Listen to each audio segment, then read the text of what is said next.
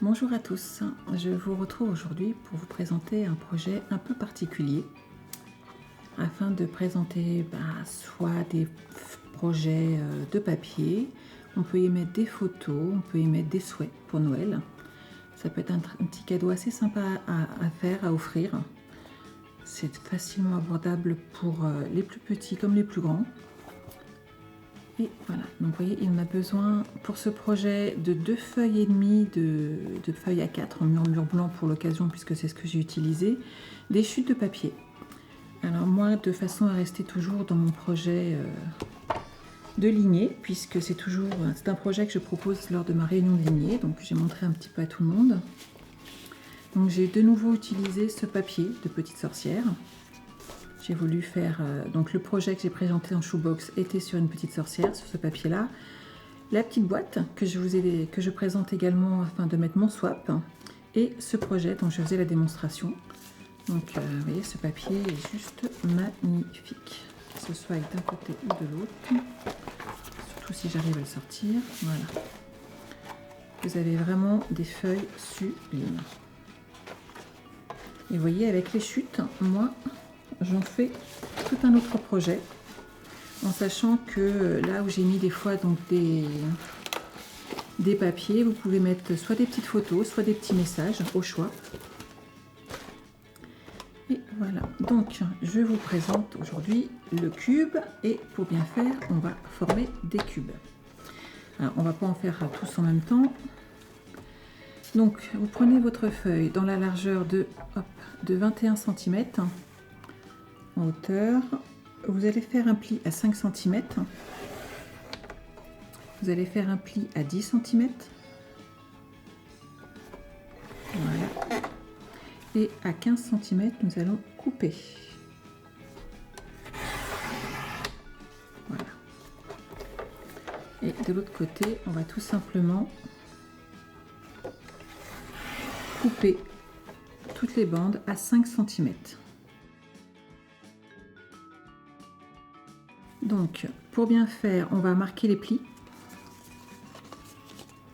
pour former les boîtes.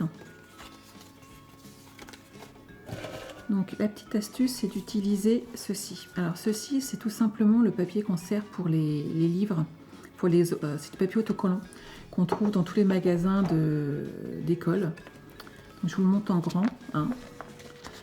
Ça vous permet de couvrir tout ce qui est livre, et donc il est très pratique. J'ai coupé donc des bandes de 4 cm et demi afin de surtout pas dépasser pour mes boîtes, et je vais vous montrer pourquoi.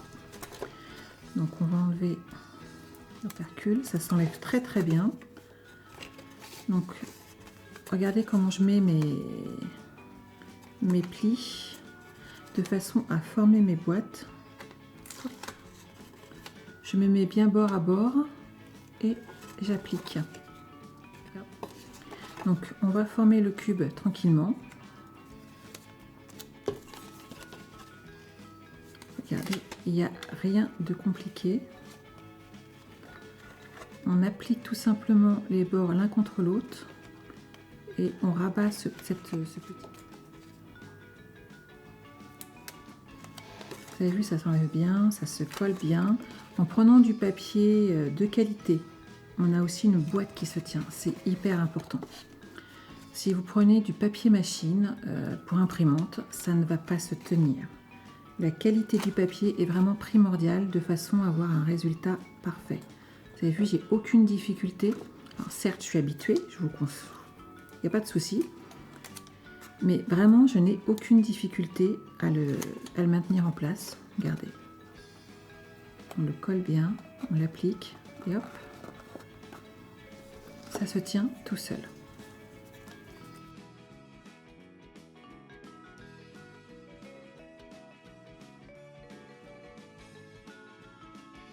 Et voilà, ma boîte est faite. Et donc, il vous en faut 8. Inutile de vous dire que je ne vais pas vous les faire faire. Elles sont là. Voilà. Mes 8 boîtes. Donc, premier travail, on va les prendre 2 par 2. Et on va toujours avec nos petits scotch. Que si vous prenez du vrai scotch, le problème c'est qu'il va falloir le faire tenir. il va falloir, vous savez, quand on les découpe, soit vous faites avec des ciseaux et il faut les accrocher quelque part pour les maintenir, soit vous le faites avec un dérouleur et vous avez des dents sur les petits rebords et ça va faire très très moche. Donc, la petite astuce, donc là on met le double face de ce côté-là. J'en prépare un autre tout de suite. Et là, on retourne le projet de façon à mettre le double face aussi de ce côté-là. Et donc, ça fait une charnière. Et donc, on va faire ce projet. J'ai tout prévu. On va faire exactement la même opération sur les autres.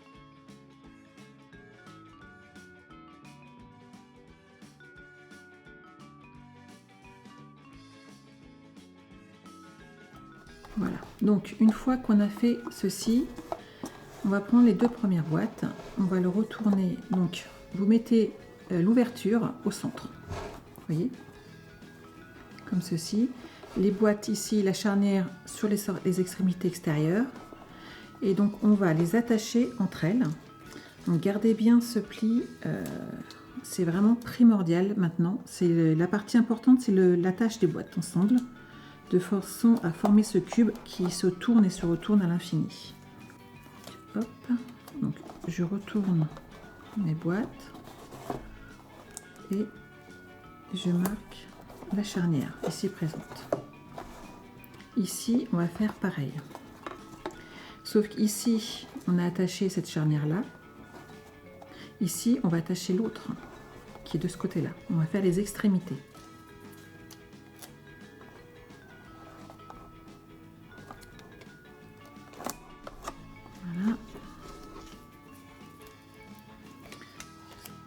Donc on retourne de façon à l'attacher. Vous voyez ? Donc une fois qu'on a monté cette charnière là, celle-ci, pareil de l'autre côté. Hop. Si je ne mets pas dans le bon sens, je vais avoir un souci. Donc vérifiez bien cette partie là. Vous attachez ici. Vous avez donc ici les deux petites boîtes qui bougent et celle-ci pareil est fermée de ce côté là et là on les assemble entre elles. Vous partez du principe qu'ici vous avez donc fermé la deuxième, les quatre boîtes ensemble, ici c'est ici, donc là vous prenez votre ensemble et vous les retournez et maintenant on va attacher celle-ci et celle-ci ensemble. Je vais prendre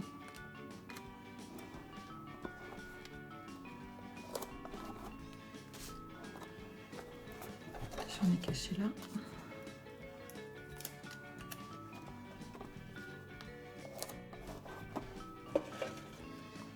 Je me suis fait un petit trésor, donc il n'y aura pas de souci.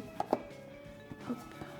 On va refermer de ce côté-là aussi pour avoir une charnière propre, sinon ça ne va pas tenir. Voilà. Alors je le fais en blanc tout simplement parce que mes papiers vont très bien se marier avec du blanc. Si jamais vous avez des papiers qui sont très colorés, n'hésitez pas à choisir l'un de vos fonds de façon à faire votre support de boîte. Voilà, donc.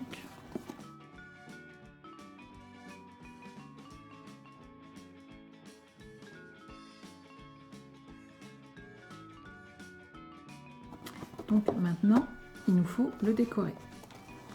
Donc j'ai préparé déjà quelques découpes. J'ai mis du double face derrière. Donc si jamais vous prenez un papier trop léger, vous pouvez utiliser de nouveau ce papier-là. Tout simplement pour les solidifier un petit peu, de façon à garder de la structure.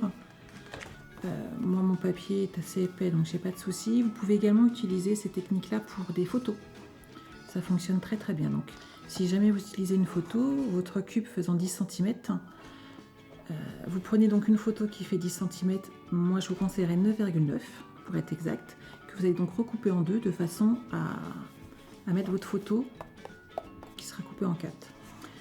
De façon justement à décorer ce petit cube, j'utilise donc des carrés qui ne font bien entendu pas 5 cm mais 4,9 de façon à n'avoir aucune difficulté pour les mettre et que mon cube se plie et se déplie toujours à l'infini.